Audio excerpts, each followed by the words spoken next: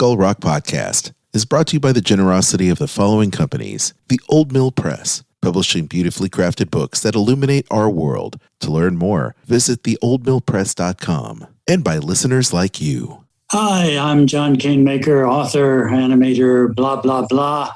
And I'm welcoming you to the Skull Rock Podcast. Welcome.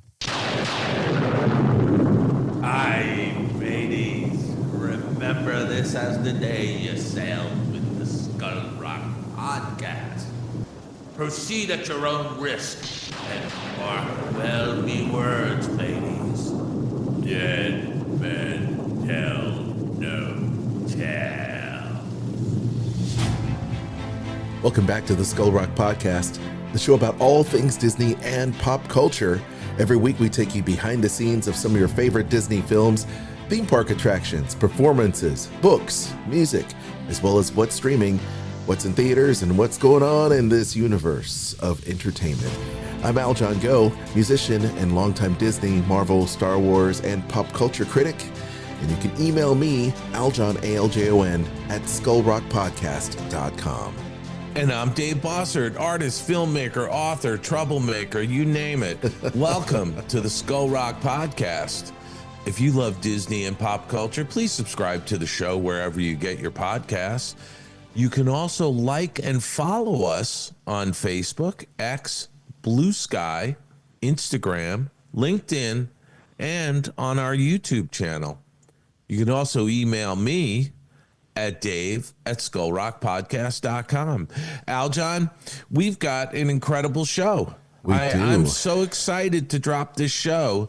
We're going to be talking to the filmmakers of Not Just a Goof documentary about the making of the Goofy movie. I love it. I mean, this is I just can't wait. You know, this is Eric Kimelton, Chris Ninness, and Kevin Lima are joining us. So we got three guests, actually, which is unusual for us because we always are talking with one person, but we got three filmmakers with us today. So I can't wait to get to that, Aljon. It's great to have this panel on to talk about something that's on Disney Plus, a love letter to the fans of this film. And I love the fact that Disney Plus is able to take this documentary and put it on its streaming and make it available for everyone to see, because there is so much love for this film. I don't know, man. It's great when these companies find these type of fan done projects from some up and coming filmmakers that have made films in their own right, have been part of big budget films, etc., but now breaking out and doing their own thing, and having a platform like Disney Plus kind of amplify what they're doing, I think is great. So yeah, so I'm looking forward to that. I also want to remind our listeners that if you're in Los Angeles on April 20th, the Puppetoon movies will be the Puppetoon movie will be screened at the Fine Arts Theater in Beverly Hills at 1 p.m. on April 20th. And get this, tickets are a quarter, 25 cents. And you can reserve your tickets. You can reserve your seats at the Fine Arts Theater in Beverly Hills for 25 cents. I mean, that's pretty amazing. Time is running out. You need to go ahead and witness this, be part of it. And what a great rollback, flashback pricing of a quarter, 25 cents. What a great value, and what a great way to see the Puppetoons movie the way they're, I wouldn't say the way they're intended, but my gosh, it's a really good place to see it. It is the way they were intended. They were made for the big screen. Right on. And this is an opportunity to see it on a big screen. So check that out. Awesome. The link is in the show notes.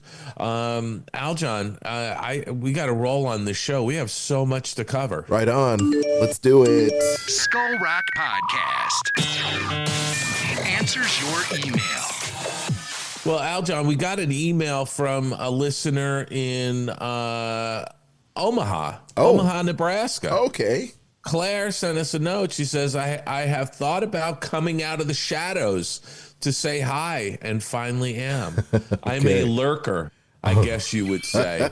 Usually listening and not taking part of things. Okay. Thank you for the podcast. I have been trying to keep up and catch up with the past Disney episodes. I just listened to the ones on Willie Ito, and I wanted Disney history and got so much more.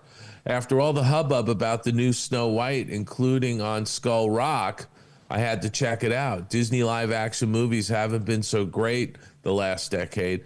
But for what it's worth, I thought Snow White was the best Disney live action movie in a long time, maybe since the new Mary Poppins, which was also heresy too, but still worked.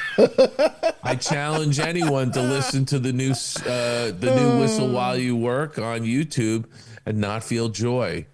By the way, I thought I would mention that Disney did a stage version of Snow White in New York in the 70s or 80s, and Disney did a pro shot.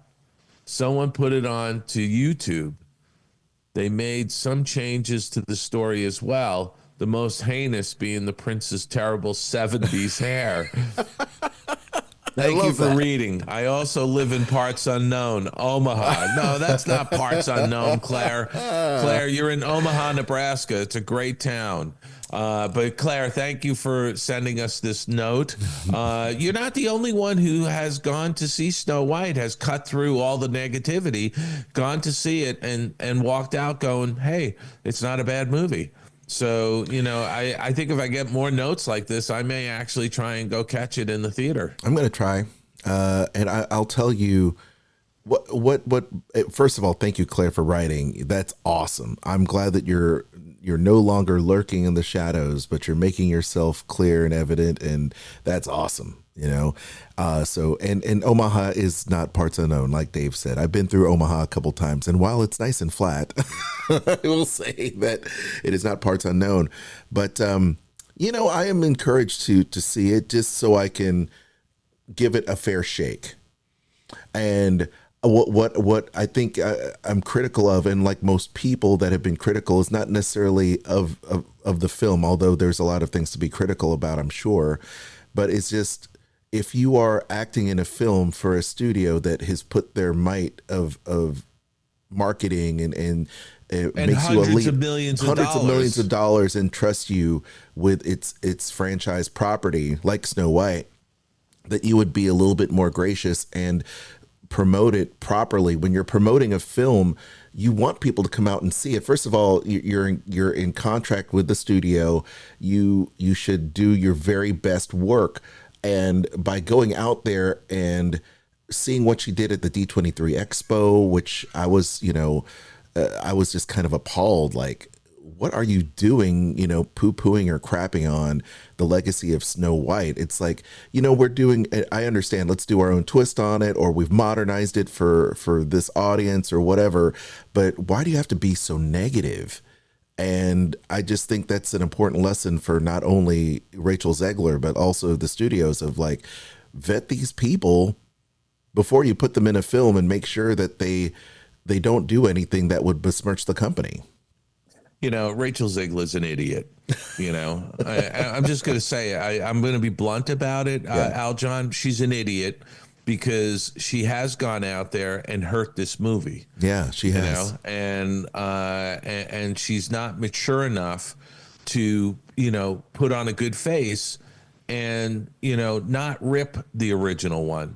Mm-hmm. It's sort of read the room. Mm-hmm. She hasn't read the room. Anyway, my whole thing about it is that I think some movies you shouldn't redo, some movies you shouldn't make sequels to. I think Snow White was one of those. It's the crown jewel of the Walt Disney Company. It propelled the company to, really greatness. And as far as I'm concerned, what I saw in the trailer was appalling from an animation standpoint with the dwarves. I think they could have done a much, much better job. I may give this a shot or I may not, but, it's interesting to hear from our listeners who have gone to see it, Why mess with perfection, in my opinion? There you go. I feel like, when they redid Beauty and the Beast, it was nearly shot for shot the animated classic that people fell in love with. Which is what Jon Favreau did with Lion when he King. remade The Lion King. 100%. And I saw that. I enjoyed it, and I put that in the bucket of the companies giving choices to the audience. Yeah. You know? Yeah. But I don't think you really needed to remake Snow White, you know? And the fact that they did, the amount of money they spent on it, they should have done a much better job with the animation of the dwarves.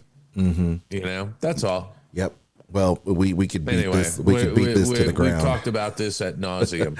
Absolutely. Anyway, feel free to write us. We'd love to hear from you in an upcoming episode. You know, and before we go on, Yes, I did want to mention, you know, we got some nice notes from folks about the Ted Thomas series of interviews. Yes. You know, Paul from Parts Unknown over in Tokyo said, this is a brilliant interview so far. I'm about halfway through the first one. I've gotten to the stage now where I tend to binge series of interviews if I can. Well, thank you, Paul. We always appreciate it. Nice.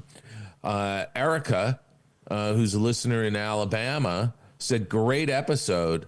I have both the Walt and El Grupo and Frank and Ollie documentaries on DVD. They are great films. Also have the wonderful book as well. Looking forward to his next book. Thanks for another amazing episode. Thank you, Erica. So, you know, we love getting those notes because it makes us feel good that we're doing something here at the Skull Rock Podcast. 100%, man. Keep that feedback coming and revisit those old episodes. We want to hear from the Skull Rock Podcast listeners out there, the crew, the faithful, and the new faithful that are listening to us or just discovering the show. So thank you so much for the feedback. And let's move forward here. It's time for our picks of the week, Dave.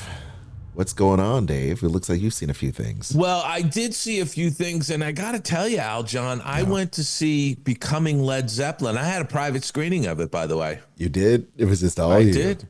I went to a local theater, a Lemley Theater out here in Los Angeles, and I went with a buddy of mine, Rick, who actually saw Led Zeppelin live at the Forum back in the 70s. Hell yeah. You know, and Becoming Led Zeppelin is a great documentary. And you know, it was just him and I in the theater. Yeah. It was just the two of us. Isn't it amazing? You know? I mean, I at one point I shouted at him, "Keep it down," you know.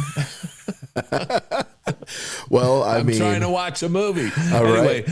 What did Rick think about it? Rick's a Led Zeppelin fan. He loved it. Of yeah. course. I mean, look, Becoming Led Zeppelin, the synopsis is interviews, performances, and never before seen footage provide insight into the origins of Led Zeppelin and their meteoric rise to musical stardom. This is a really terrific documentary. I thoroughly enjoyed it, but I was also a little disappointed when it ended because they ended after Led Zeppelin 2, the second album. So I am hoping there's going to be a second documentary. You got to think. I mean, you got to touch on Stairway to Heaven. I mean, for crying out loud. You know, I was sitting there watching this documentary thinking to myself, okay, we're going to see footage of them playing Stairway to Heaven live at some venue. Yeah. And then the documentary ended. Right. So abruptly ended. It abruptly ended, in my opinion. Abruptly ended. Yeah. So I hope there's going to be a second part of this. Anyway, Rotten Tomatoes gives it 82%. IMDb gives it 7.8 out of 10.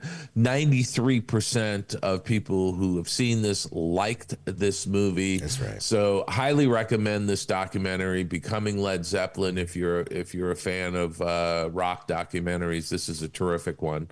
Yeah. Over on the small screen, Aljon, you know what dropped this week? The Bondsman with Kevin Bacon. I saw previews of it, yes. Okay, now I'm going to tell you, this is from Blumhouse Television, which is, you know, they're a mainstay for turning out horror films every year. I love low budget horror films. I love it. And you know, typically, as you know, and I think our listeners probably are aware, I tend not to see horror movies, but I loved this series, and I binged watched the entire thing. Yeah. From beginning to end. Yes. Aside from, and look, Kevin Bacon plays a character called Hub Halloran, a murdered bounty hunter who is back from the dead after being resurrected by the devil to trap and send back demons that have escaped the prison of hell. By chasing them down, Hub learns how his own sins got his soul condemned. Kevin Bacon is fantastic. He's just great. His mother is played by Beth Grant. His mother, the character is Kitty, is played by Beth Grant. And if you see her picture, you go, oh my gosh, I've seen her in so many different things. She's a wonderful character actor. She's terrific. Jennifer Nettles plays Marianne, Kevin Bacon's estranged wife. Damon Harriman plays Lucky. And you may remember Damon Harriman from Justified. He played Dewey Crow in Justified. Just great cast. And it is a fun show. 87% on Rotten Tomatoes, 7.3 out of 10 on IMDb. 95% of people like this TV show who have watched it. So I highly recommend The Bondsman on Amazon Prime. If you get a chance, watch this. It's really terrific. The horror part of it is not bad. I really love the premise, and I thought Kevin Bacon was a terrific character. Mark the day and date on this podcast, y'all. Dave likes something that Blumhouse put out. There you go. Now, I also caught up on some episodes of 1923 on Paramount Plus. The Duttons faced new sets of challenges in the early 20th century, including the rise of Western expansion, Prohibition, and the Great Depression. This stars Harrison Ford and Helen Mirren. It has a great cast. It's really a terrific prequel to Yellowstone, and I've really been enjoying that. And then finally, over on Max, I have caught up on some episodes of The Righteous Gemstones. And my God, this is a hilarious show. The synopsis, I'll just recap it. Well into the second generation of a grand televangelist tradition, the world-famous Gemstone family is living proof that worship pays dividends in all sizes. Patriarch Eli, the man most responsible for the tremendous success of the family's megachurch, is in mourning over the loss of his wife. Jesse, the eldest of the three grown Gemstone siblings, looks to lead his father's footsteps, but finds past sins jeopardizing the family ministry. Next in line comes middle sister Judy, who secretly lives with her fiance and dreams of escaping the Gemstone compound. Rounding out the dysfunctional trio is pseudo-hipster Kelvin, the youngest of the preachers, and a thorn in Jesse's side as the family battles numerous threats to their renowned religious empire. They continue to spread the good word and make a solid buck doing so. I mean, Danny McBride, John Goodman, it is just an incredible cast. Adam Devine, Cassidy Freeman, Edie Patterson. It's just a fantastic cast. It skewers mega churches and evangelists, televangelists. It just skewers them, and it's absolutely hysterical. I just love this show. It is so funny. Check it out on Max. Rotten Tomatoes gives it 91%, IMDb 8.1 out of 10, and 86% of people that see this show like it. So there you have it. That is what I've been watching, Aljon. What have you been watching? Oh, man. Well, we've got a few things, not as much as you, but I will say that Daredevil continues to deliver. I am digging what they're doing. I feel like it's definitely a lot of high drama in there that I can appreciate. And once again, Charlie Cox, Vincent D'Onofrio, I can't tell you how much I appreciate their performances. It's very riveting. And really, there's a lot of moments, I would say maybe 2 or 3 moments in every episode where I am shocked. I'm like, this is not what I expected from the series or the characters for whatever reason. And I'm a huge fan. And I really liked the original Netflix series of Daredevil when I saw it initially. So that's some really great stuff when you can look at a Marvel fan and go, gosh, I can't believe they did that. It's great. And I'm a big fan of these kind of Law and Order style shows anyway. So I really appreciate that.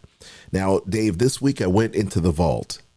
Big time. Went back into the vault and revisited a classic movie I don't think I've ever spoken about here on this show. But do you remember the film FM, Dave?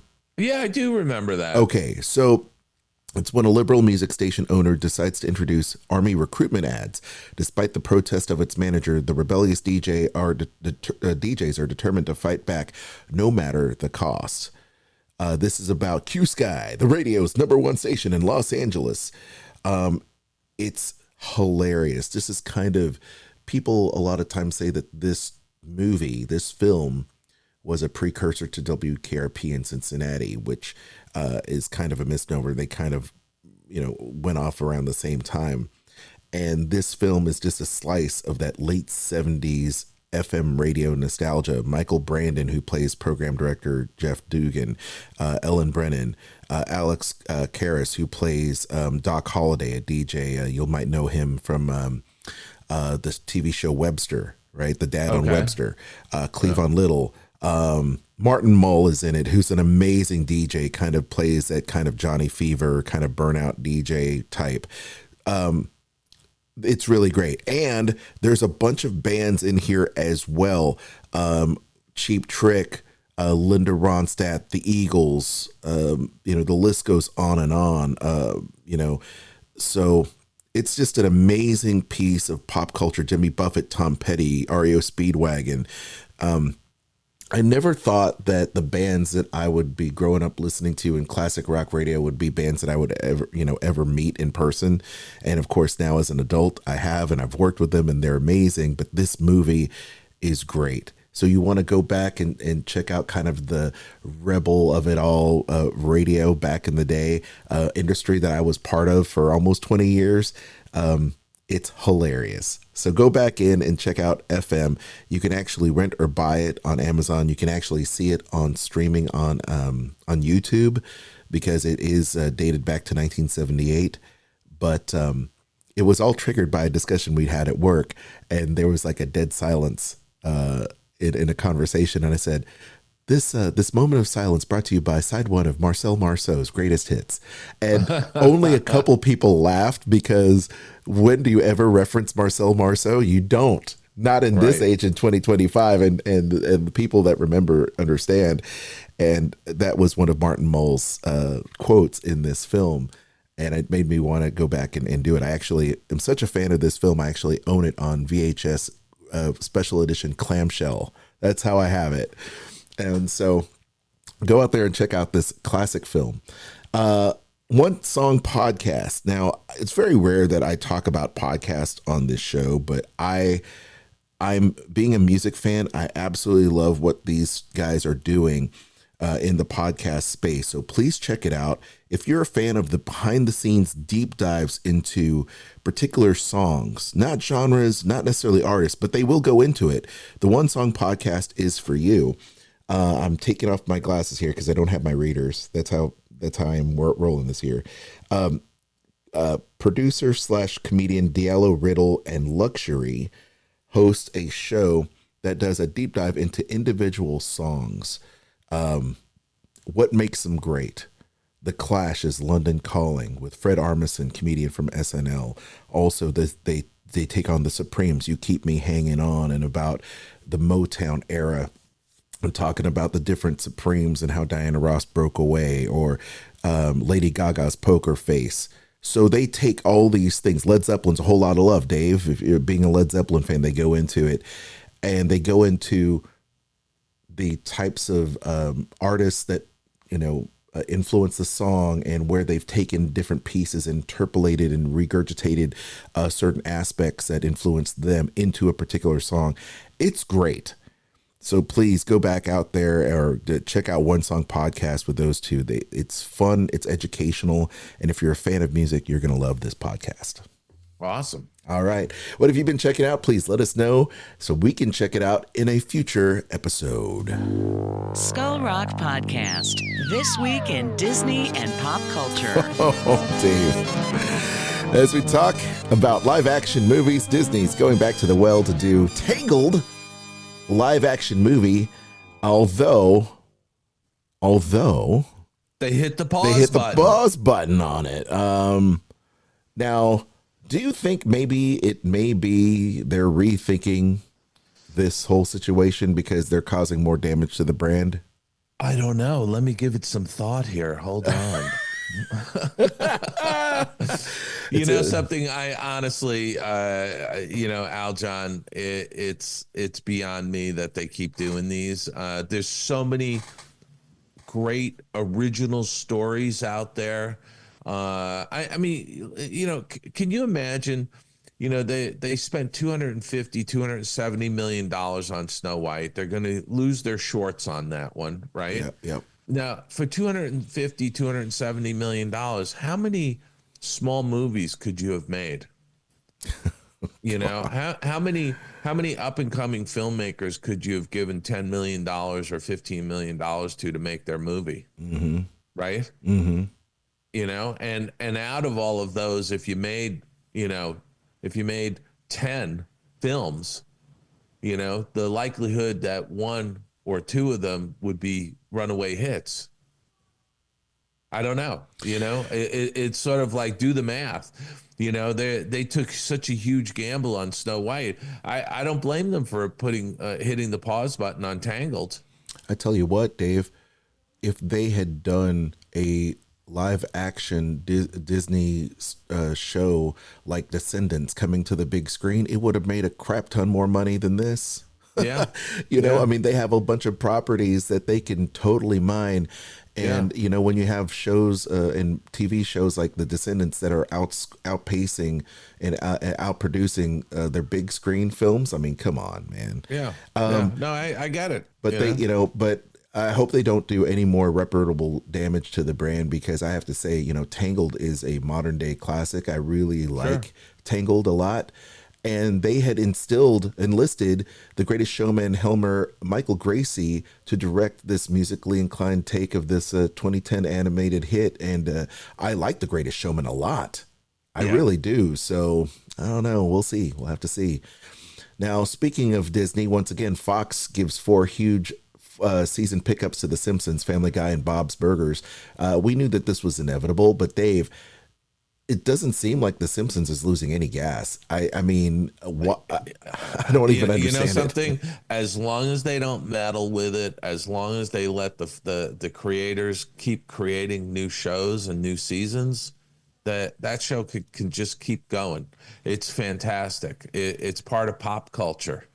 The show is literally the longest running primetime series of all time. It's crazy. And this 4-season pickup is going to take it out to 29. I can't believe it, Dave. It's crazy. I mean, yeah. Well, I mean, it's just as much a part of the fabric of pop culture as anything else right now. So that's you know what, Family Guy, they also mentioned American Dad in the article. So American Dad looks like it's coming back onto Fox. Bob's Burgers is a terrific show. I think it's great. And if it ain't broke, just leave it alone and keep making them. Yeah, I mean, what happened to Futurama? You might as well bring that back too. I wish they would bring that back. I love that show. It's come back time and time again. It's amazing. They ought to do a Futurama movie.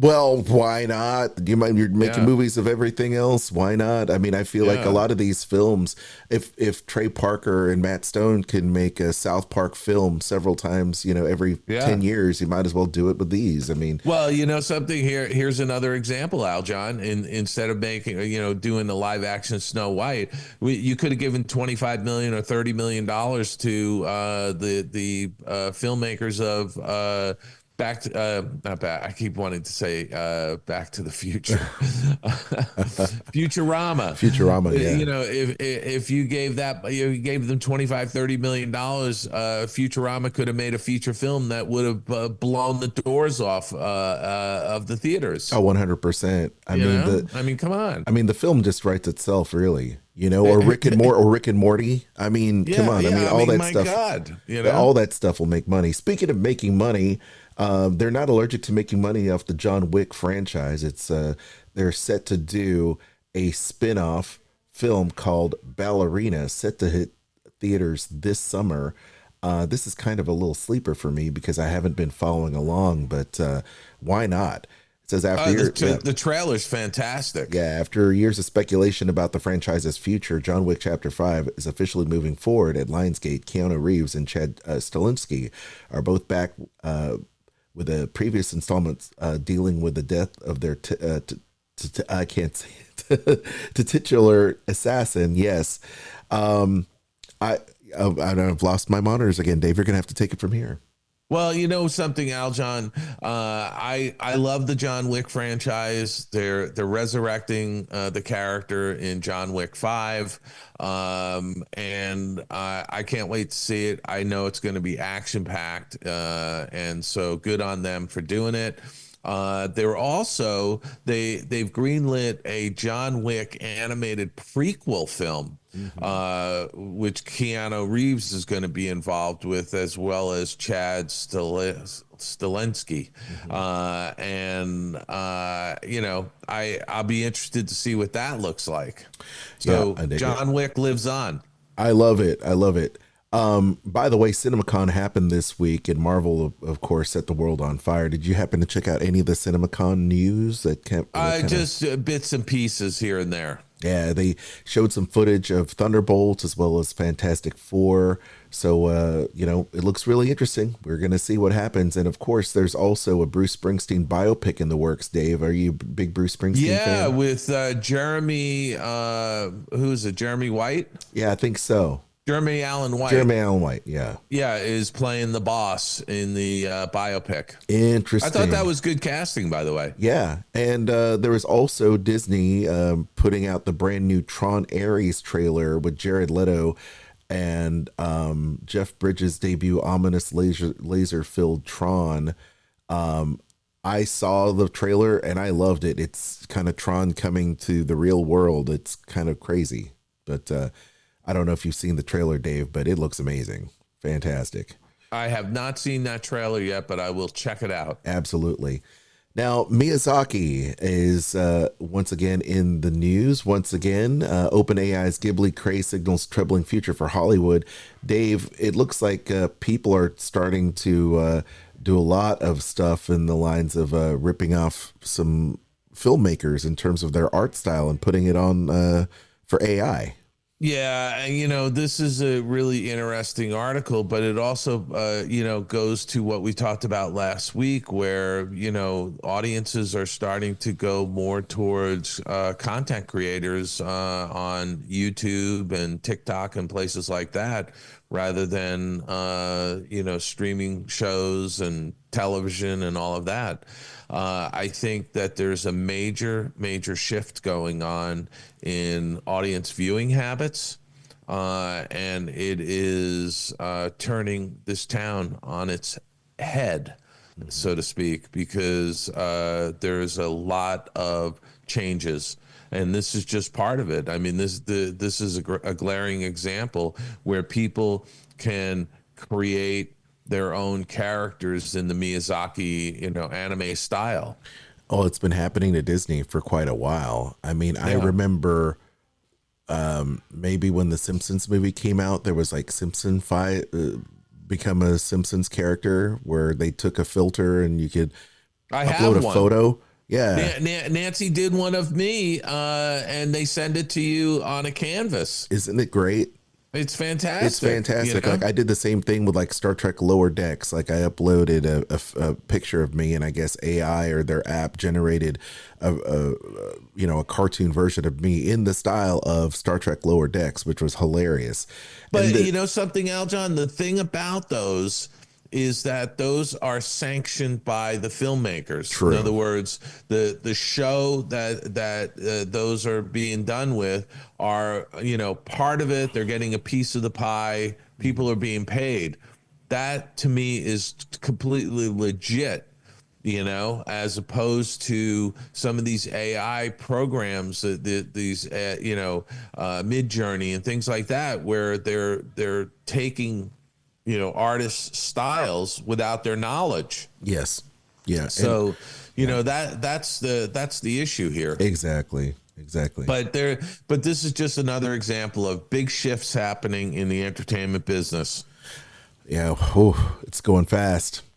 The Beatles biopic cast is revealed, 2028 release for all 4 Sam Mendes movies. And this is a once again, Sony at the helm, much like the Led Zeppelin documentary, doing something with the Fab Four. Dave, I thought Disney would be at the forefront of this, but it's interesting to see that Sony went ahead and picked up the reins on this one. Hey, listen, I'm thrilled that they're doing these movies. I really am. I mean, I think Sam Mendes will do a fantastic job on this. I saw the cast revealed. It looked terrific. I'll be real curious. I mean, I'm hopeful that, and by the way, Apple, the Beatles, Apple Records, Apple Corps, is behind this. They've given their blessing on it. So that says to me the surviving Beatles, Paul McCartney and Ringo Starr, have given it a thumbs up, as well as Olivia Harrison and Yoko and Sean Lennon.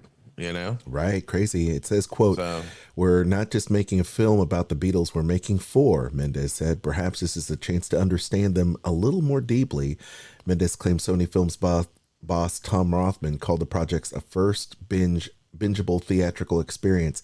After hitting the stage, all 4 actors recited lyrics from the band song Sgt. Pepper's Lonely Hearts Club Band, then took a Beatles-style synchronized bow. I'm looking forward to this. It looks like a lot of fun. Yeah, it'll be great. All right, here we go with, hold on a second. It's going to hit me. Hold on.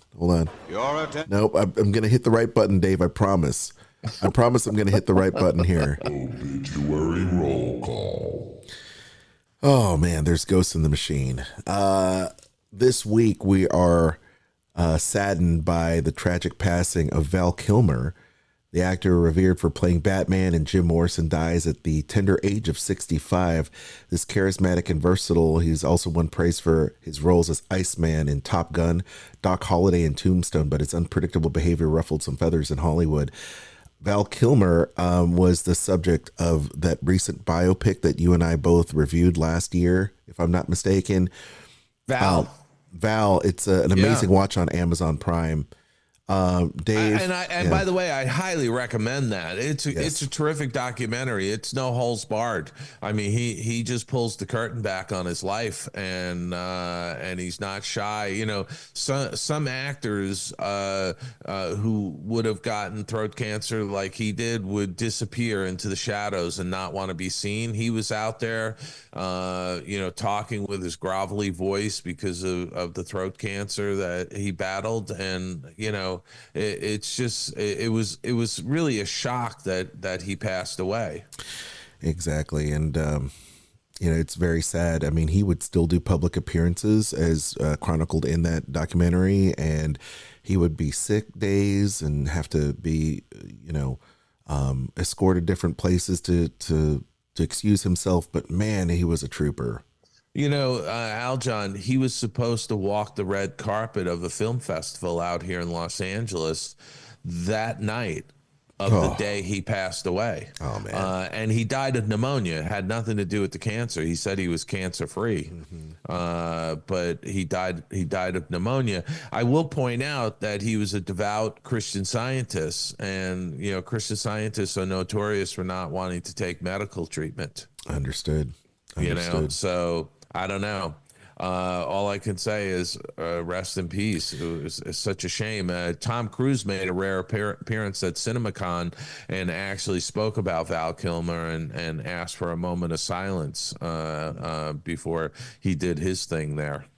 I tell you, I mean, how classy of it, of Tom Cruise and you can be critical of Tom and whatever, but him doing Top Gun Maverick and making reference to Val Kilmer's character in there and having him in the film was great.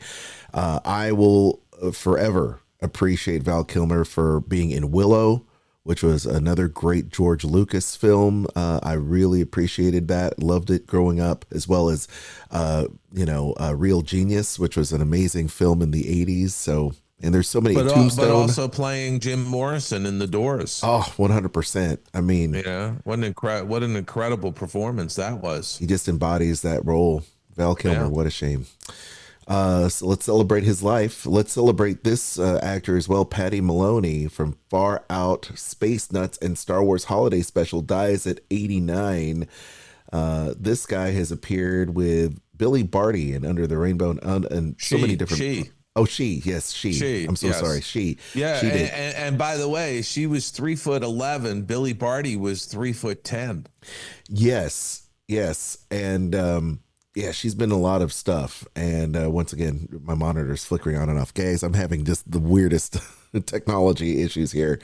But yes, she played the alien Honk on Sidney Marty Krofft's Far Out Space Nuts. And Chewbacca's son Lumpy, how can you forget Lumpy, on the holiday special for Star Wars. Man, she's been in a lot of stuff, Dave. Just going through her resume. It's insane. She really has. Last but not least, this week, Barbara Allen, the actress in You'll Like My Mother and The Waltons, dies at 78. And I mean, she's just the girl next door. If you see her face, you go, oh my gosh, I remember her from a lot of stuff in the 70s and 80s. Exactly right. She was a Universal contract player who's appeared in films like You'll Like My Mother and Billy Two Hats, of course. The love interest of Richard Thomas's John Boy on The Waltons died Monday. She was 78 in Chapel Hill, North Carolina, after a battle with Alzheimer's. Very sad indeed, but man, she was literally everywhere back in the late 70s, and especially The Waltons that I remember. But she was also in The Rockford Files, The Incredible Hulk, Cagney and Lacey, just Marcus Welby, MD, just so many shows of that era. So let's just remember them, and I'm sure I'm going to watch an episode of The Waltons in tribute there for. And you know what? They all leave behind an incredible body of work that will live on. Yeah, absolutely. Well, speaking of living on, let's live on with this. I love this. This Not Just a Goof film. And let's get into this panel right now. Sit back and relax. We've got Eric Kimelton, Chris Ninness, and Kevin Lima right here on Skull Rock Podcast.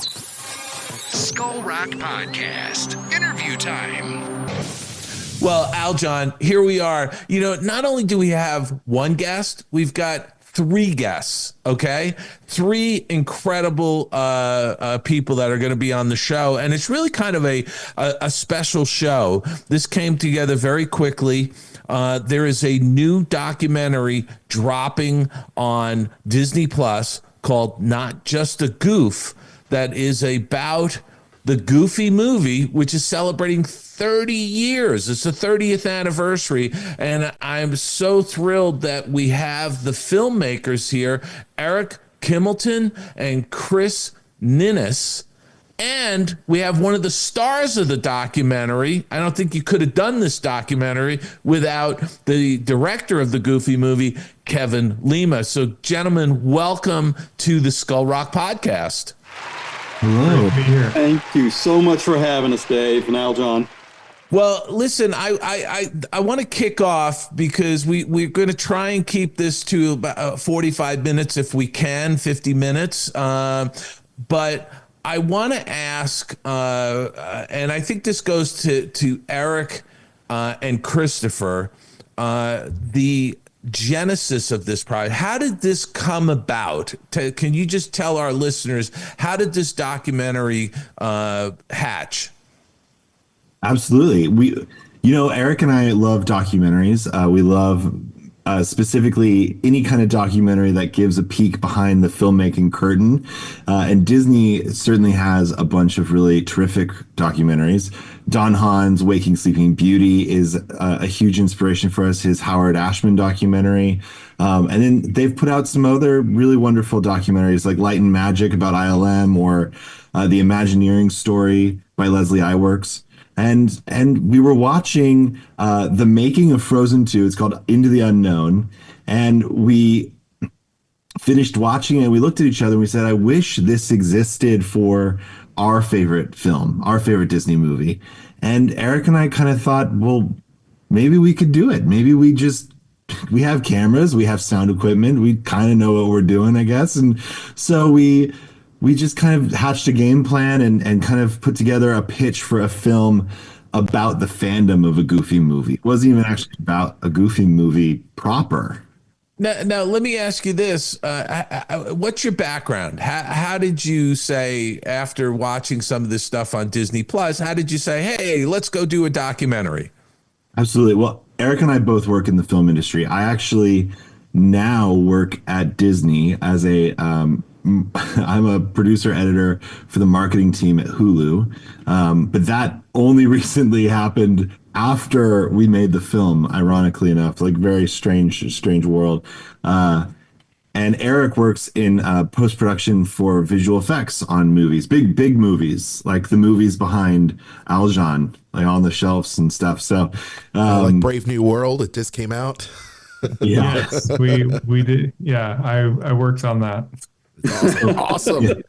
Okay, so you guys had a bit of a film background, obviously, and how did you decide, hey, we're just going to go make a documentary? Did you approach anybody at Disney to say, we want to do this and can we do this, or did you just go make the documentary and sort of pray that you might be able to finish it? We did more of the pray method, where we thought like, hey, let's make the best movie we can, kind of naive in that way, but it's paid off. But it certainly has. I mean, I watched the documentary, and by the way, all the way through, end of the credits to Kevin being asked whether he would do a sequel to the movie. So all I can say is it is a fabulous documentary. But, when you make these things, especially with all the clips you have to use, who did you approach first? And you have a special relationship with Kevin, don't you? Yes, Kevin is my uncle. And we knew, obviously Kevin was the director of a Goofy movie. So it doesn't matter what documentary, if you're making it about a project, you want to go to the head, creative person who helped put it together. So the kingpin. I like to say the kingpin, right? I so appreciate that title. I think I'm going to use that from now on. Kevin Lima, kingpin. So we put together a pitch doc of like what we wanted the tone and the feel of the film to be. And we sent it to Kevin. And Kevin, what was your response to that? Do you really think anybody's going to care? Do you really? But was that really your Kevin? Was that really your response? I knew that there was a groundswell surrounding the movie, and I knew that was going on. But I really didn't think that this tiny little movie, that there was even a story to tell. To be quite honest with you, I thought, is there really something dramatic enough to hold together an hour and a half documentary? I would just say to you, absolutely there was. And B, I found it a quite entertaining documentary. Right. But these guys found that over time, this all happened 30 years ago for me. So it's all kind of blended into this haze. But these guys were able to pull out, I think, a narrative that's engaging both on a making of level, right? You understand the making of a 2D animated movie from watching this movie, but there's also sort of this emotional thread that they were able to find, I think, that makes the movie more engaging. Well, the documentary has a heart to it, and that's hugely important. I agree with you. It, I agree with really you. is. And these guys found that. Yeah. And so, guys, you approached Kevin and you gave him a treatment, and what happened next? Well, so funny, when we went up to interview Kevin agrees to go on camera, and at this point we really had no idea he had all that footage. We went up there thinking we're making a talking head documentary for YouTube about the fandom. It wasn't until after we interviewed Kevin that we were all kind of getting ready to go out to dinner or something, and he kind of pulled us aside and took us down to that glorious basement full of all those treasures, and he pulled out a box of tapes, and he said this is all my personal footage of making of a Goofy movie from 1992 to 1995. And he said, I just want you guys to make the best film you can, and I want to support you however I can. And he just kind of handed us the footage. It was this really remarkable, very trusting kind of moment. And Kevin said he said, let me know who you want to talk to. I'll help try to make those connections happen. He was just very supportive from like the very start, honestly. Well, I think, Kevin, the amazing thing is that you actually had all of that footage and you saved it, and a lot of that was personally shot. It was, it was a different time, right? So we didn't have Zoom or anything like that. So the only way I could communicate with my animators when I was in Los Angeles and they were in France, I made VHS tapes. Right. And I sent them back and forth, knowing that was my way to communicate. And I just so happened to keep them all. I just kept them. I'm a pack rat, as you can probably tell looking around. All of us are, aren't we? Yeah. So I just kept everything. And I even kept the actual cameras that they were shot on. Just thinking, well, maybe someday I'll need to, I don't know, make a copy of this tape or do something with it. So I kept all the cameras.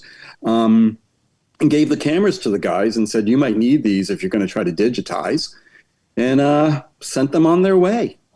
And guys, did you take all of that footage and actually have it all digitized? Yeah, we when you take a camera and you're digitizing those old tapes, you have to watch it in real time to make sure it all transferred properly. And then we went through literally every second of all of those tapes to see and find what was on them. How many hours did I give you? I can't remember. It probably is around 100 hours of material. And we watched every tape twice, at least. Yeah. And to me, that's amazing, because that's really your homework for the documentary, right? Because then you knew all the material you had on film, and you knew how you were going to start to build this out. Oh yeah, we had made copious amounts of notes and logging all of the good bits, some of which are in the documentary now, and some we had to cut out, but there was a lot there. So you have footage for the making of the Goofy movie, right? Well, some of these tapes are like 4 hours of an art direction meeting in French. Sure. Right? Yeah. There's some things like that. So they're not all that useful for an English speaking audience. So once you did you digitized all of this material, what were the next steps for you? Did you put a script together? How you step us through the thinking on this, because clearly at some point there was going to be a lot of money being spent, right? Well, I think you'd be surprised. I mean, they probably won't give you a dollar amount. But no, I don't want a dollar amount, but how little they spent. I mean, they really spent their time. Yeah, but once you started cutting something together, how did this sort of pick up speed, and how did you pull other people on? How did Don Hahn get involved as an executive producer, and how did you engage with the animation company that created those wonderful animation vignettes throughout the documentary? Yeah, Eric and I knew we wanted animation in our film really early on. We knew from talking to Bill Farmer and Dan Rounds and Kevin and Greg and Brian, all these guys, there were really wonderful stories that we had no way to use the B-roll footage to cover it. We needed original content, and we Eric and I love 2D animation. I mean, that's what we grew up on, and we were really kind of feeling like we wanted to bring that into our film somehow. It was reaching out to Ventura Animation Studios in Colombia, where they came up with the idea of like setting the creative team within the Dogverse, like the Goofy universe, and that really set off all of our imaginations. We're like, oh, I think they're onto something with these. So it's a combination of like pulling these really wonderful stories and figuring out, how much animation we can actually do in the time we had and within our budget, and that would be like most effective for the storytelling. Yeah, go ahead. I feel like another thing, like in piecing it all together, like our film is very much like chronological. And we kind of wanted to do that to like in how events played out for the ragtag team who made a Goofy movie. Because we wanted people to feel like they were going on the same journey that they were going on at that time. And then, obviously we touch on the fan groundswell that has happened since a Goofy movie came out 30 years ago. But we definitely wanted people to feel like they knew what the team was going through at the time. So that made it a little easier in the sense that we could piece it together with like a set of rules and structure. But it definitely took some time. Yeah, and Kevin, were you sort of being kept abreast of this as it was moving along? Were you being shown how the film was developing? Yeah, I mean, it wasn't. Years would go by sometimes between me seeing it. There was a global pandemic that happened while the guys were working on the movie. But yeah, when they had a cut that they wanted to share, they'd send me a link, or they'd come up here. I live in Northern California. They'd come up here and we'd all watch the film and talk about it afterwards. And they'd go away and do another cut. So I saw it evolve, and I think and tell me if I'm wrong, guys, but it evolved quite a bit over time. Their stories weren't in the original cut of the movie. Chris and Eric's stories. And I sort of said, hey, guys, I think there's a personal story to be told that kind of goes hand in hand here. You guys should really consider putting yourselves in the movie. And they were a little bit at first like, I don't know if I want to do that, but they gave it a try, and I think it really elevates the piece. I agree with you, Kevin. I felt it was a wonderful way to bring the audience into that story. Exactly. And so many people over time have told me their own stories related to a Goofy movie and how, it helped them talk to their dad for the very first time. And I knew both Eric and Chris had dad stories that related to the movie. You almost said dad issues. You sensed that, huh? I took that little turn at the very last moment. You really did. I have really deep dad issues, which is so interesting. Yeah. I mean, having made this movie, but I knew these guys had some stories too, and I just thought it would be helpful. Getting back to the animation, it was done in Colombia, South America. How did you find that animation house, and how did you get them on board? It was a friend of a friend. I kind of cast a net saying, does anyone know an animation studio that knows how to work with a budget that could do 2D hand-drawn animation? It was like a crazy ask, right? Like I never really thought I'd get a response. And a friend said, actually, I know someone, and they're really big Disney fans. And we got to talking with Juan, who owns Ventura Animation. He's the head animator on our project as well. He was the directing animator for us. And he has this really deep love and appreciation for Walt Disney and the Disney brand and the Disney company. He really understood what we were trying to do, and he's so creative, and he brought so many little details to the scenes. You know, Eric and I would cut the scenes together, you know, the interviews, and we knew what we wanted to be animated, and we had some storyboards that we could kind of go through with him. But then you get back final animation, and there'd be these little details in the background if you're paying attention to other movies that were being made at the time in the 90s. And there's just really wonderful depth of detail. And one thing that really stood out to us that we loved, we knew that a Goofy movie was animated in Colombia and Australia and not Colombia. Paris. Not Colombia. Paris. Colombia. Paris, Canada. I'm sorry.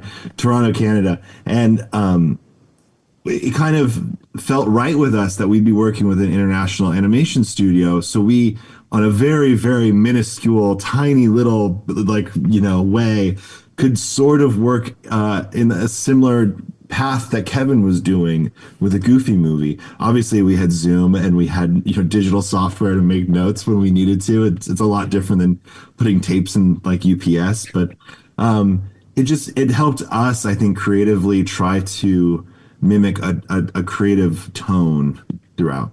You know, one of the things that really struck me was the quality of the animation. I thought was beautiful. I love the fact that you left it in blue pencil.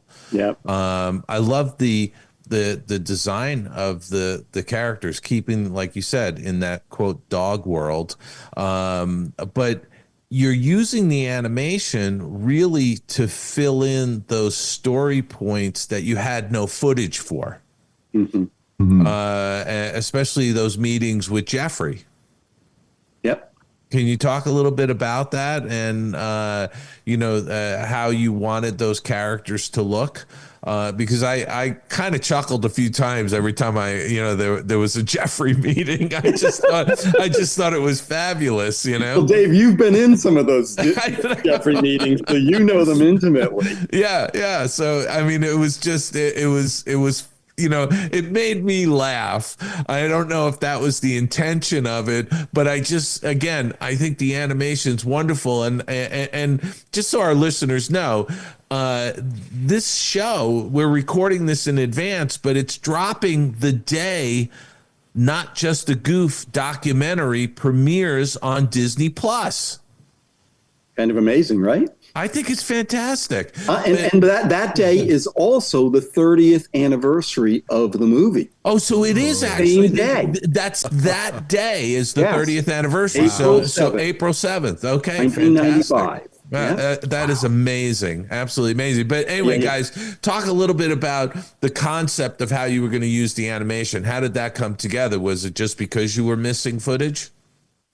Yeah, it was pretty much that we didn't have anything from the archive to put for those stories, and we didn't want to use just like try to piece together like stock footage or something. We wanted to be bespoke, and that really lended us the ability to do whatever we wanted, and we could change it if we needed to, if it wasn't working. Yeah. But the storyboards and the rough cuts of the scenes that we got back from Venturia, there weren't a lot of like big changes that we needed to give them. They understood and listened to those scenes over and over and like put a lot of detail in there that like what Chris was saying just a bit ago, like small little details, but let me give you a little bit of an example of maybe one thing that changed is that I remember the guys brought up there was like a character lineup of everyone, and Jeffrey was on that character lineup, and Jeffrey's a short guy. And Brenda, my wife, who's also in animation, she looked at it and worked with Jeffrey on all those movies during the Renaissance, said, he's way too tall. Jeffrey's too tall. He needs to be shorter. And she goes and she grabs this book. She has this book of caricatures that all the guys used to do during meetings of Jeffrey. And he's about 2 feet tall in all those drawings compared to everyone else. And said, this is how tall he has to be. And it kind of created this huge gag in the movie. Yeah. Which is very, very funny, but is very true to how how animators thought about the man. Yeah. Yeah. No, it really is pretty. I'm guessing hilarious. That was one of your chuckles. Oh, absolutely. Especially, when he got down off of a chair and then, you sort of saw his forehead. I don't want to give too much away because I really want our listeners to tune in on Monday, April 7th, and watch not just a Goof on Disney Plus, but getting back to making this movie, at what point, because at some point, this had to have made a leap over to where it was sanctioned for Disney, and Disney was going to say, we're putting this on, Disney Plus. How did that come about? Well, never in our wildest dreams did we ever think Don Hahn would come on board and attach himself. That was, the movie was, we had a pretty solid cut. It changed a little bit after he came on, but we were able to share the film with him. Kevin actually said, I think who we should share this with too, just for advice and his feedback and notes, is Don Hahn, because he's so familiar with the Disney documentary world, documentaries in general. He's made really terrific ones. And honestly, from day one, Eric and I always kind of had this idea this is kind of like a spiritual sequel to Waking Sleeping Beauty. And that's kind of how Waking Sleeping Beauty was just so impactful for us creatively. And so that was a North Star. And so when Kevin sends the film to Don and he says, I think you guys might be onto something here. That was mind-blowing to us. And it wasn't until then where the conversation about this could possibly go to Disney really started. Okay. And how did that evolve? I remember showing a screener with Don, and he came back and he liked the film. It probably didn't hurt that his daughter is a big a Goofy movie fan. Don has told me in the past that it upsets him deeply. His daughter likes a Goofy movie more than The Lion King. Wow. I know, right? I'm sure that helped the guys. And then we had a really surreal screening where Don invited us over and Bill Farmer to watch the film for the first time. I think Chris and I were pacing for an hour and a half in the back of Don Hahn's living room watching Bill watch our documentary. Bill watching Bill. Yeah, Bill watching Bill. It was really good. Afterwards, Bill had a lot of really nice things to say, and then Don just started talking to people within Disney and various parts of the company, and it took a while, a year or so, but it's eventually made it to where on April 7th we're yeah, but I mean, it got to a place where you then were able to deal with the clearances at the studio and get all those clips from the Goofy movie to intercut into your story, right? Yes. And that part of the puzzle is hugely complicated. Yeah, I mean, Paula Potter. Yep, you know them all. Yeah, I know. I it's a rogues gallery of people, But everybody watched the movie at a certain point, from Howard Green to Becky Cline to Paula to it just went down the list of folks, all ushered by Don. And it went through the funnel. It went through the Disney funnel, or the gauntlet. We could call it a gauntlet. You had to run the gauntlet of all those people, and you made it through unscathed, which is really pretty amazing, right? Chris, it's like you kind of have this idea of how it'll go and how you hope it'll go, and then you start to realize, oh, it's just every single step is more complicated than you thought it would be. But I mean, honestly, it was all possible because people were just championing the film and wanted to help us, and they were just. It's like a really remarkable. I mean, Eric and I have talked about this a lot. Like we're so proud of the film, but it really. Our film only exists because of it's not just us, it's Cameron Chambers, it's Scott Seibold, Mason Trueblood, all these people that came together to help make it what it is. And then now it's only available because of all these people who've come together to help get it across the finish line. Eric and I could never have done it by ourselves. Right. I mean, look, we all know that there's, and Kevin, you're aware of people out there who've wanted to make documentaries and they die on the vine because they can't sort of get over that hump, and they can't really get in the door at Disney to get the permissions and all of those kinds of things.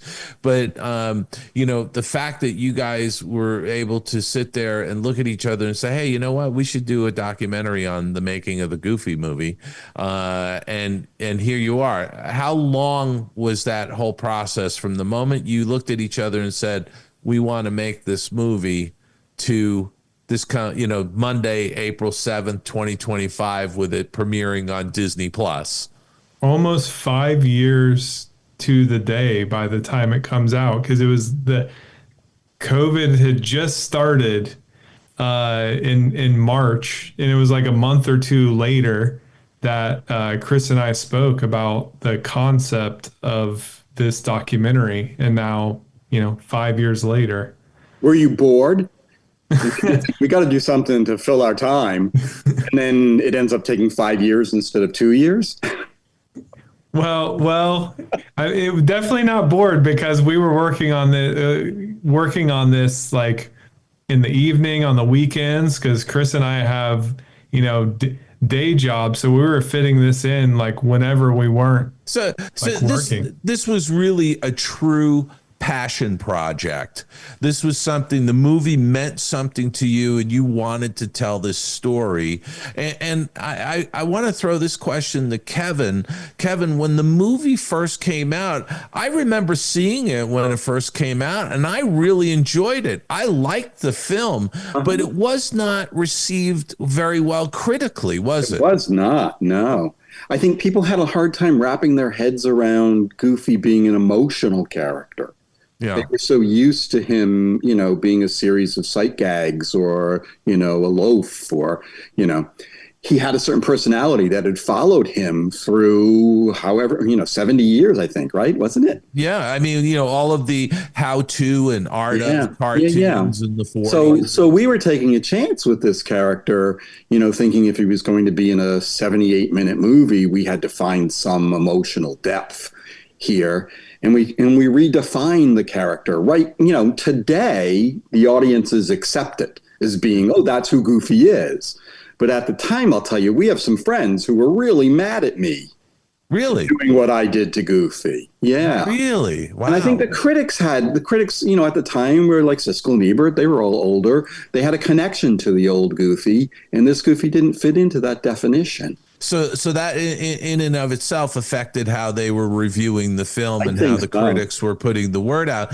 But the movie itself resonated with the audiences, which is really the most important thing. Yeah, it really took off because of VHS tape. That's when it really got a groundswell. I tell you, what really did it for me was the Disney Channel. Oh, yeah? I mean, I'm a Gen Xer. And so Disney Channel was like right for the taking at that point. Cable TV was, it was like MTV and the Disney Channel for me. And that's where I connected with Max at that level of being a teenager and a kid and going to concerts and being a musician myself. Right. So that was a connection. But it wasn't until I saw it again with my kids, because during COVID, I also became a father, and I had adopted these two children, and then I saw it again with them, and it changed my life. It just changed my life. Well, that's one of the interesting things about the movie, I think, is that it plays generationally, like in a circle, right? Mm-hmm. If you're a kid, you look at the movie one way. If you're a parent, you look at the movie another way. And then the whole thing flips on itself. Mm-hmm. And right now, the kids who watched it in 95 are having kids. Yes. Right? Yeah, and absolutely. To their kids. So it's this strange, we didn't plan it that way. We didn't say, hey, we're going to make a movie that does this, but that's how it speaks to them. But that is really how it played out. And like you said, Kevin, 30 years on, you've got people who are 35, 40 years old who saw it when they were 5 and 10. Right. And they're having children and families now. So the movie has really expanded its fan base over the years. Absolutely. Absolutely. The movie's much bigger now than it was 30 years ago. And do you feel that the folks at Disney Plus were looking at it through that lens? Were they saying, I'm imagining that they look at, viewership of various films that are on the platform, and they can tell, in some ranking kind of thing, has the Goofy movie been viewed a lot on Disney Plus? They'll never share that with me. But I'll tell you, I mean, something's happening on the 12th of April. There's a screening at the El Capitan. It's a 30th anniversary, big party. And it is, I mean, there are probably 20 seats left in the El Capitan. So it's, I think that's a testament to what's going on. And there's more merchandise now than there's ever been. So that also tells you that Disney is aware that there's an audience. And there's a demand. Yeah, there's absolutely demand. People are asking for it. The only reason they make merchandise is to sell merchandise, right? If people won't buy it, they wouldn't even make it. But it's doing really well. Yeah. So I was there at the D23 Expo in 2015. When the Goofy movie had, so you saw Tevin Campbell performing. I did. Yeah, I did. It was great. The fans loved it, and it's hard for me to even fathom that was 10 years ago when we were all there at the D23 Expo. And I don't know, Chris, Eric, if you were there at that expo, because it seems to me like every time we mention a Goofy movie, that people just adore it. I mean, it's not just a groundswell, like it is just a fabric of Disney fans globally. It's just a thing, Yeah. I think that moment in 2015 is when the studio became aware, oh, there's something here. They put it in a small theater, like a 400-seat theater, and they had to turn away a whole lot of people. Oh, yeah. And they realized, which pissed them off. I'm sure, it pissed off a lot of people. I'm so happy. I got press passes. So I think in that moment they started to say, "Oh, there's something here," and they started to scratch at social media and figure out what's going on. It's something else. Eric and Chris, what are you guys hoping to see happen next week? Oh man, I feel like for us, we're just so grateful to be able to give back to the film, give back to a Goofy movie in some way. I think when we started this 5 years ago, at least for me, the idea of making a Goofy movie documentary on Disney Plus is just so crazy and surreal. And to be here, I'm now looking back on the 5-year journey for myself personally. Kevin agreed to go on camera for us on my first date with my now wife. I've gotten married, and now I just 7 months ago became a father. I have a kid now.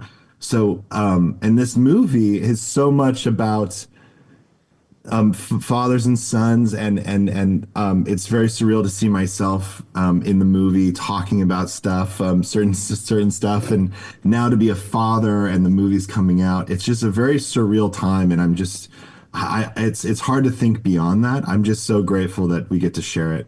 Well, the one thing I would say is really enjoy it, soak it in. Be present, right? Be present. Be very present for it. Exactly. Yeah. Eric, what about you? What are your thoughts? I think it's pretty surreal for me because, as we were saying earlier, Kevin is my uncle, but I grew up in the middle of nowhere, Florida, kind of close to Orlando. And 30 years ago, my mom came to me and was like, "Hey, your Uncle Kevin's going to be in town. We're going to go see his movie." And what that ended up being was the premiere for a Goofy movie. I was in fifth grade, And was that down in Florida? Yeah, it was at Disney World. Oh, okay. So my mom and I went and watched it. I knew Kevin was in like animation. I knew he was like an animator and character designer and everything. And but you didn't know he was a kingpin. No, did not know he was a kingpin. But I remember going there that night and meeting Bill Farmer. I have a poster in front of me. You see one behind me, but there's one in front of me that was signed by Bill Farmer the night of a Goofy movie premiere. And it meant so much to me that's the night where I realized, like, oh, this is something that I could do. And I really wanted to emulate and follow in the footsteps of Kevin. So to have all of this happen and to be able to give back in some way to something that gave me so much is very surreal, and I'll never, forget it. That's awesome. And you Kevin, see that I'm sobbing. and Kevin, what does it mean for you? I mean, that must be cross current of emotions. It is. Every time I've seen the movie, I have a whole different response to it. Everything from, not being able to even look at myself to, sitting and crying through the whole thing, reliving the experience. So it's very visceral for me. What I'm so proud of is that the movie lives on, that it just keeps living on. I don't know if you guys know, but there's an episode of Atlanta that came out recently. It's called The Goof Who Sat at the Door. And they do a mockumentary of a Goofy movie. What? Yes, really? Yes, it's crazy. And I didn't know anything about it, and I'm watching it, and I think, like, what is this? No way, they can't do this with my movie. But when it's over, what I realized is that they're using the movie to tell a much bigger story, right? They're using the movie to tell their own story. And I felt so incredibly proud that the movie became something bigger than the movie, even, right? Yeah. So that's been a real reward. Now, of this film. Kevin, correct me if I'm wrong, but the Goofy movie, was that your first directing gig? It was, yeah. It was, okay. Yeah. Because you had been, I know you animated, but you were in story and. Yeah, I had done it all. I had flitted from department to department. Yeah. And I went into the powers that be at the time and said, I really want to direct. I directed some theater. I was a puppeteer. And they said, sorry, there's no room here for another director. We have the next 7 years planned out. And I left the studio to go find opportunity. Oh, did you? I didn't realize that. I went to Hyperion. Ah. Wilhite. Okay. And this opportunity popped up, and I came back to Disney TV to make this movie. Okay. Yeah. Wow. That is, I mean. And I never thought, I always thought it would just be a stepping stone. I never thought it would turn into this. Yeah. But you know something? All of the films during the Renaissance of Disney animation, to some degree, have turned into something. Yeah. Now that the years are clicking by, I mean, it is pretty amazing. I think it has everything to do at the end of the day with VHS tape. Do you really? They do. Those movies made their way into people's homes. Yeah. In that moment. And it was the first time people could buy them. Yeah. And they bought them all. Yeah, no, they absolutely did. Yeah. Guys, this has been such an incredible conversation. I commend you all on the documentary because it really was absolutely wonderful to watch it. And again, I will reiterate, I watched it all the way to the very, very end. And I would encourage all of the listeners out there who are going to watch this on Disney Plus, when the credits start rolling, don't shut it off. You've got to go to the very end, because there is another scene with Kevin Lima at the end that you need to see. Thanks for that, Dave. Now, Kevin, I'm wondering, has the phone rung yet that they're going to do a sequel? It has not rung. Okay.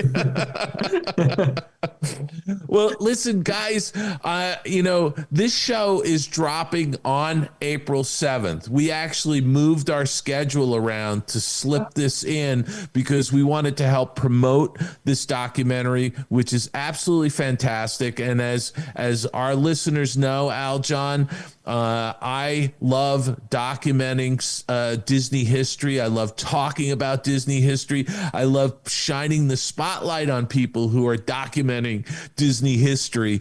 And so it is April 7th. This show is all about not just a goof, which is premiering today, April 7th, 2025, on Disney Plus. And I would encourage everybody to go out there and watch it. And by the way, not just once, watch it often, okay? Really, just turn it on. Just turn it on and leave it on all day. Jack the numbers for Disney Plus, would you? Anyway, Chris, final words? I'm so thankful for you guys. Thank you for having us on. It really means a lot to us. Oh, it's our pleasure. Eric. Yeah, thank you so much. And I don't know if anybody's mentioned it, but April 7th. April 7th. and by the way, we're going to be talking about it over the next couple weeks on our podcast, because we're going to really encourage people to be watching this. Kevin, final words. Thank you. Final words. I'm just amazed and so proud that this film just keeps living on and on. I really am. So thank you to all of you who watch a Goofy movie, who celebrate its 30th anniversary. I'm really, really grateful. And also, as a reminder, there's the special 30th anniversary screening at the El Capitan in Hollywood, California on April 12th? April 12th. Yep. April 12th. So there's 20 seats or so left. Get them while they're available. Okay.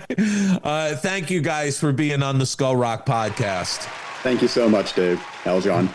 Hey, everybody. This is Steve Anderson, animation director and storyboard artist, and you are listening to the Skull Rock Podcast. Skull Rock Podcast is thrilled to announce that we are now on Patreon. Dive deeper into the world of animation, films, and behind-the-scenes stories with your hosts Aljon Go and Dave Bossert. Not only will you be helping to keep the magic alive, but will be part of our special community. We want to thank friend of the show, Joshua Volkert, as well as Skull Rock crew members, Steve Minch and Chris Banis, for their support. If you would like to join our Skull Rock crew, please visit our Patreon link in our show notes or visit patreon.com/Skull Rock Podcast. Thank you for listening and for your continued support of everything we do. Your attention, please. Now loading on track number 1 for a trip around Walt Disney's Magic Kingdom. Skull Rock Podcast. All aboard. Your Main Street to the world of Disney. Wow, that was fun, Dave. I love this panel. It really was. I mean, it was great having all three of those guys. I mean, again, I just would encourage our listeners, watch Not Just a Goof on Disney Plus. It drops today, Monday the 7th. Okay, it's on Disney Plus. Watch this. It is a really great documentary. And I will point out, folks, as I said in the interview with these guys, you've got to watch through the entire credits, even if you fast forward through the credits, which I hope you don't do, but go through all the way through the credits. And at the very, very end, after the credits, there's another clip with Kevin Lima. being asked a question, and you don't want to miss that. So I'm not going to spoil it. I'm not going to, do anything like that. But I hope you guys watch Not Just a Goof on Disney Plus. It's there now, and enjoy it. I hope they ring Kevin up to do Enchanted again, because the second one was so it just wasn't happening for me. I just hope they bring him back to do Enchanted again the proper way. Well, you know something, we're going to be talking with Kevin Lima in the near future, so we're going to be touching on all of that. I can't wait, gang. Oh my gosh, what a great show! I'm wiped, Dave. I'm spent. But I tell you what, thank you so much for listening to the very end of this show. And unlike the end of that documentary, we don't have any bonus features on the end of this one, at least to my knowledge. But I tell you, we love those extra credit scenes. Be sure to check out the Puppetoons. We're going to have the link to the live Puppetoons screening here in the show notes.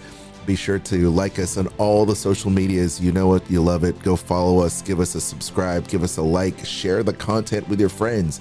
If they love Disney, pop culture, TV, films, music, and books, they're definitely going to want to check out this show. We cover it all on this program. And gang, please feel free to like me on Instagram, because that's where I post the most. Aljon Go on Instagram. Check us out. Check me out also on X as well. That's where I post the most.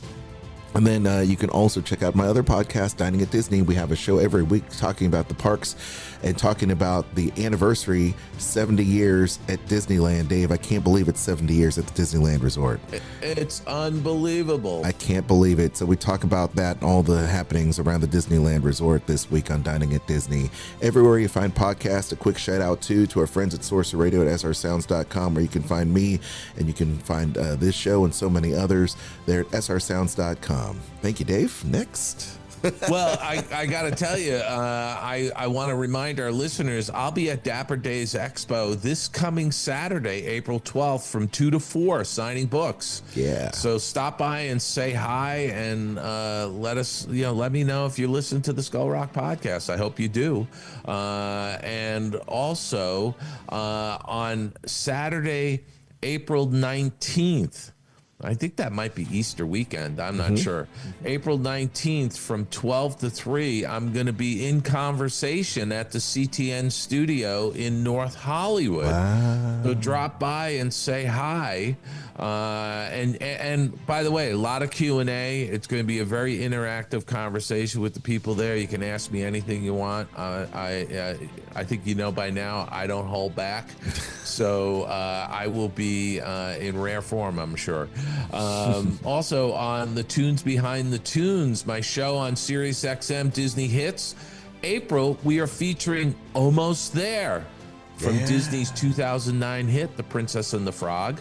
So you can check that out. It'll be dropping random times all through the month of April. Again, that's the Tunes Behind the Tunes on Sirius XM Disney Hits, channel 133. If you want any of my books, you can get signed copies of them at theoldmillpress.com, including my latest book, Find Your Happy Place, the 8-Step Guide to Boosting Your Creativity Through a Personal Retreat, winner of a gold medal at the Fire Book Awards.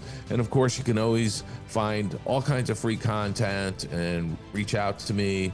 There's free stuff at davidbossert.com.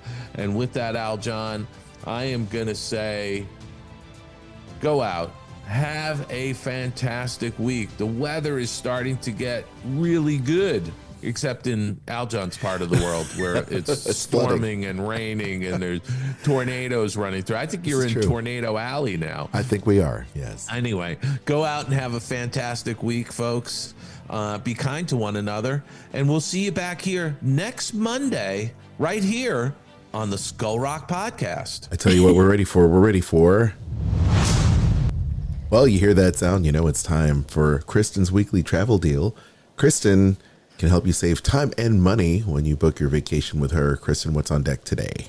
Well, for everybody who likes free dining, oh yeah, that is what we're talking about. Whoa. It is back. Okay, so you have to purchase a minimum of a non-discounted 4-night, 4-day package that will include your room at a select Disney resort hotel, as well as theme park tickets with the park hopper option. This is going to be for most nights, June 29th through September 30th, October 20th through November 1st, and December 6th to December 22nd. Nice. Of course, you can stay longer. It's just a minimum of 4 nights. Get that free dining. Everybody loves it. You were wondering when I was going to bring back the reggae horn. So there you go. Kristen, where can people email you to get this deal as well as many others regarding Disneyland, Disney World, Adventures by Disney, all the cruise lines, including the latest from Royal Caribbean? Kristen. They can contact me at themeparksandcruises@gmail.com.